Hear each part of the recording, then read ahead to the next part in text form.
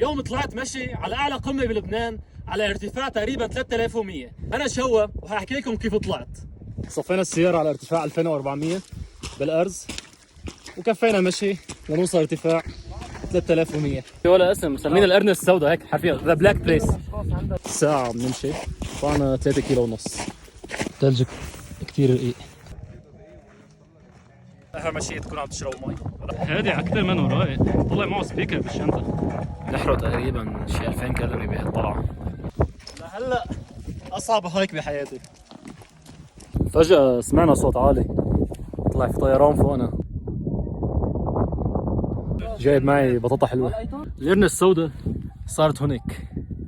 ليك القرنة السوداء. صار لنا 3 ساعات ونص عم نمشي.